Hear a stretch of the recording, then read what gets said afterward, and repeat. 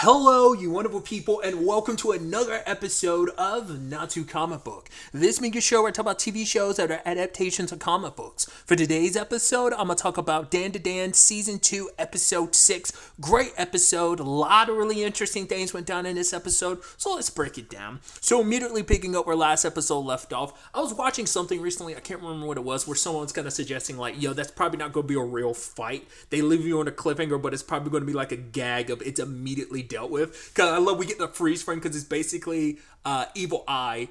Like, I think he's kicking Ken in the face, and you see that Ira has turned into like her silky form, acrobatic silky form, and she's like kicking him, and like part of her hair is like wrapped around his arm, and you see like Seiko like going into attack.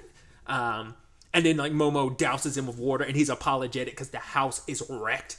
And I love that. It's like, well, we do have to stay here. So, like, what do we do with this situation? And it's like, Gigi has to be more careful. I mean, because the way they phrased it almost made it sound like it wasn't the soy sauce thing. That it seemed like it was like I don't know, not unless it's like those were two separate incidents put together. It's like, really, like, it's happened multiple times throughout the night where he's just not paying attention and washing his hands with cold water? Or is that supposed to imply, like, oh, the moment the soy sauce fell on him, that's not what caused it? He actually ran to the bathroom to, like, wash it off, but forgot, or just washed it off with cold water instead of hot water. And they made it seem like that was a completely separate incident from necessarily the end of the episode. So maybe, like, that did happen, but then immediately afterwards, another incident. Whatever the case may be, the house is a wreck. And then, like, these rock stars kind of come up to him, like showing off and doing all these poses. It's like, honestly, like, go, like, Seiko is like, I just go away or whatever. And then the guy's like, okay, and just leave. I'm like, what? I was at first, I was like, are they alien? I mean, the Torii gate is still intact, so I'd assume the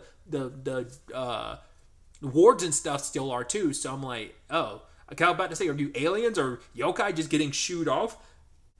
But it's like, oh yeah, when did Hayashi going to show up? And then the band comes back and they're, oh, hey, that's actually us. And they show off their calling card and be like, oh yeah, we're the group. And it's like, wait, what, are these the guys? And then we cut back to like, they got everything, like got multiple like extension cord extenders, and like there's so many things plugged up, and you're like, this, once again, it screams, kids, don't do this at home. Because I'm like, how is this not blowing up? Because it looks like it's in a process of blowing up. But it's like, are these guys the real deal? It's like, well, they are, so we'll give it a try.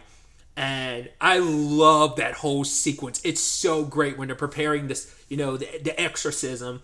And, they seem like a ragtag band, but then they get into it. And then you see, like, initially, like, Ira's covering her ears because she's like, oh, this is so loud and annoying. But then, like, she starts getting into it. So does, like, Ken and Momo, because they start headbanging. I even love that, like, you see Seiko doing it during the whole the exorcism as well, but it's like, it's more like she's kind of fanning the flames. I think she's kind of getting in movement with the rhythm because, like, it's part of the process.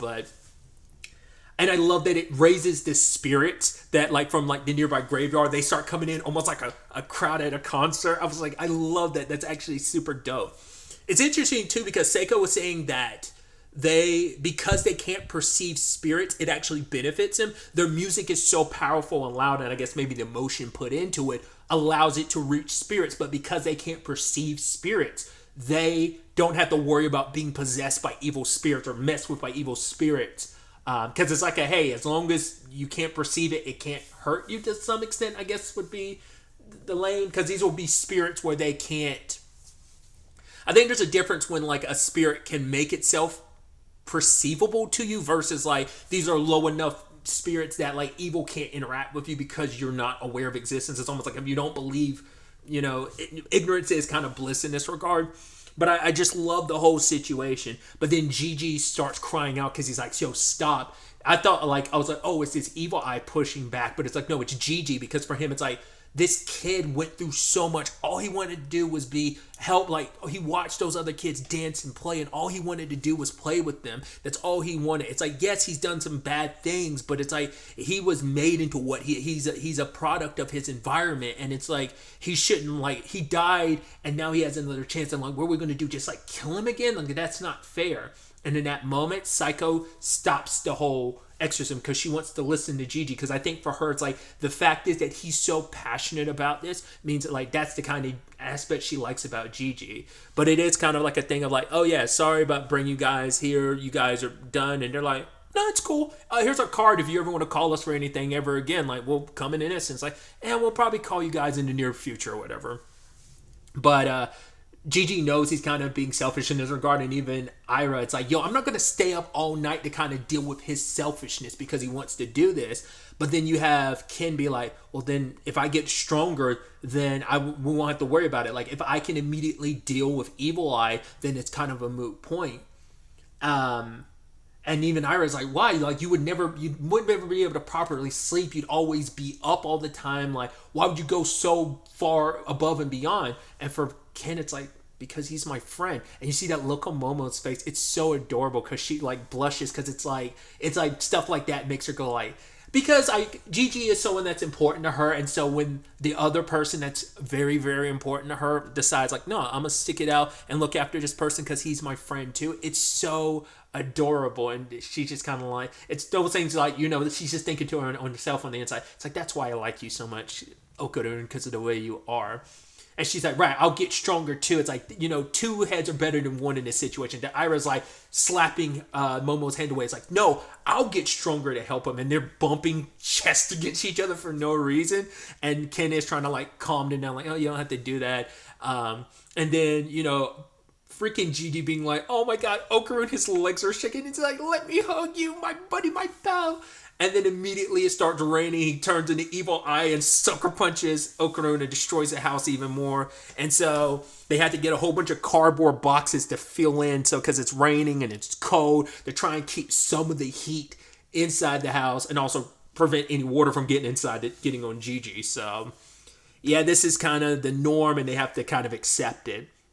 And it's kind of a neat little scene where it's just like, Gigi wakes up in the middle of the night, goes to the bathroom. Okurun not too far behind, waiting outside the bathroom. He's like, oh, you scared me. He's like, hey, wait a minute.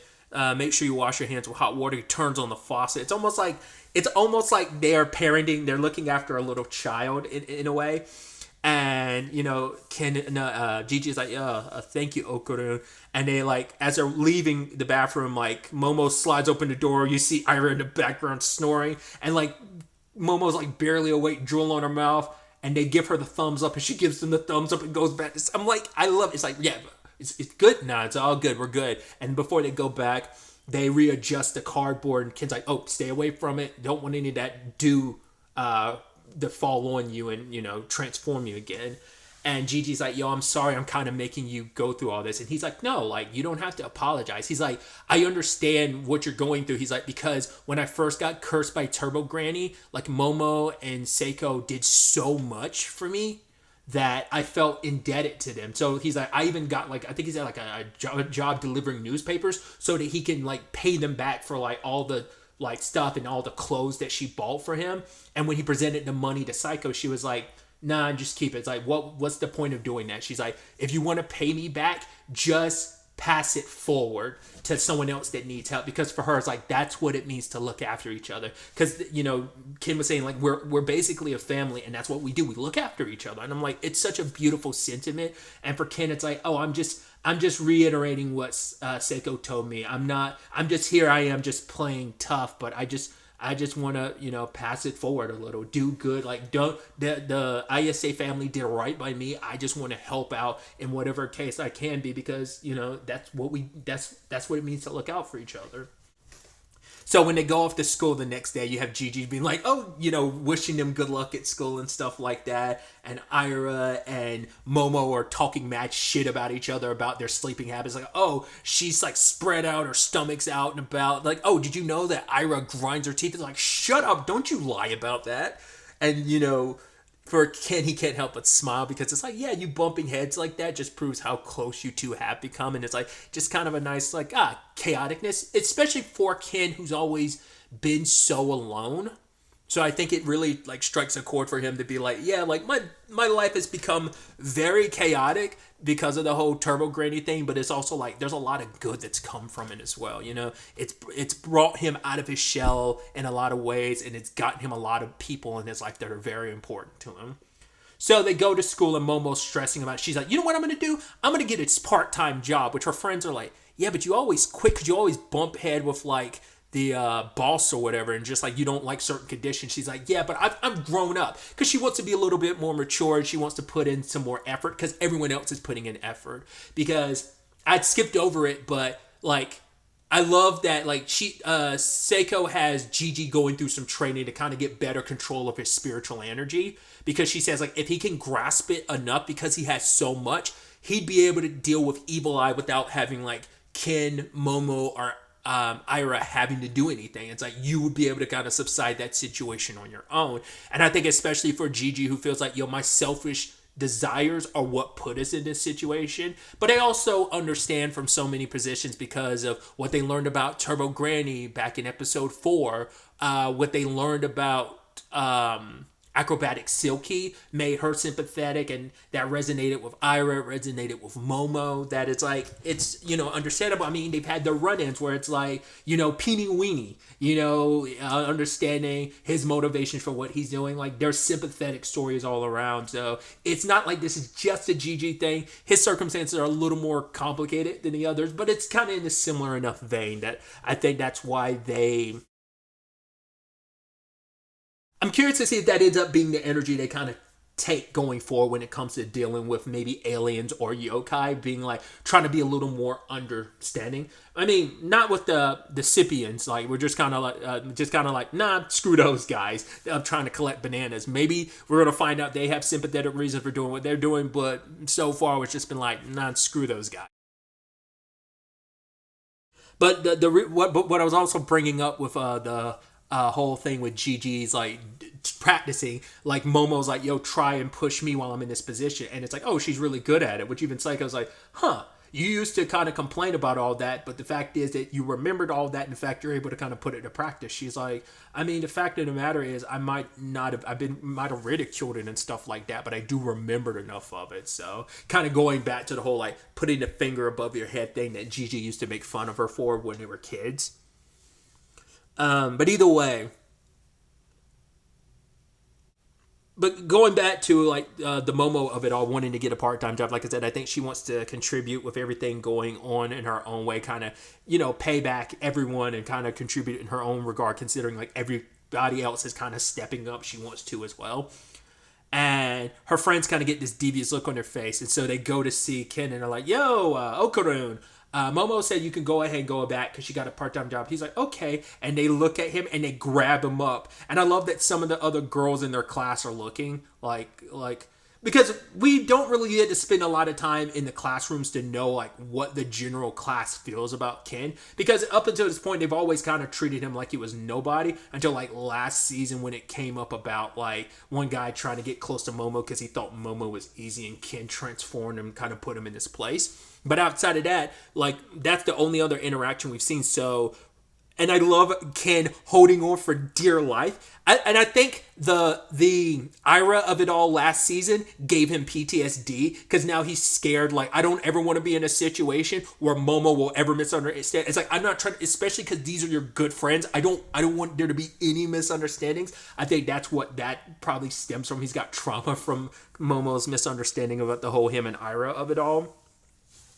But either way, I also love, it's just kind of an interesting little bit, like the part-time job she's asking to get initially is like for working at a restaurant, and they're like, oh yeah, like what's her face has one, and then they go back to episode 5 of last season when Ken was trying to talk to Momo about the fact is he noticed that, oh, my balls are missing, and I love that you see that one shot photo, and then you see them kind of zoom in and clear up one of the characters in the background. I was like, oh, I love that. That's like a little interesting thing. Like, you probably could go back and see like, oh, she was there. I was like, that's such a neat little detail to be like, oh, we're talking about this character. You actually saw her. You just never interacted with her. But either way, they are dragging Ken to... the moment they're dragging Ken away, I'm like, they're taking him to where Momo's working, aren't they? But he's putting up so much of a fight. They're pulling, they're dragging him. They get on the train, and he's just like every few seconds trying to get up and walk away, and they put him back down in his seat. So I even love they're like, come on, just have some tea with us. He's like, no, that isn't that pretty much like a date or whatever. It's like, And they're like, oh, so if Momo and Gigi went to get tea together, it'd be considered a date. He's like, no, it wouldn't count as a date. And they're like, what's the difference in having tea with us? And he's like, I'm not going to have a single drink of tea. They're like, well, you better not have a single bit. You better not be thirsty or whatever. I love it. And then we find out it's essentially a maid cafe, it seems like. And that's where Momo is working. And yeah, like, you got to appreciate her besties, like, playing matchmaker, because I guess they figured, like, I don't know if that's the job she had, because they said a restaurant, but I guess, like, that's probably, like, what they meant. It's like a maid cafe / restaurant. So the moment Momo they were considering that particular place, they were like, oh, we know what to do. I love them playing matchmaker between them, because they really like the two of them together, because it's like, yo, we obviously can tell you two are into each other. Just kind of rip the band-aid off and kind of do your thing. So they're pushing Ken towards Momo, and Momo's so embarrassed, and her coworker is there just being like, welcome home, master, playing into it. So just thought that was like a fun little bit with this whole situation. So I'm assuming we're going to immediately pick up with that next episode, and just kind of like the awkward situation for both Ken and Momo. And she's probably going to pop off on her friends for setting this all up. But yeah, I thought that was really, really neat, and that's really cute. So the continued furthering of their that love story is really, really neat. So it's going to be interesting to see what else is in store for us next episode too. But really, that's all I want to talk about. Till the next time we meet, be happy, be safe, live life to the fullest, and enjoy it. Good day and goodbye.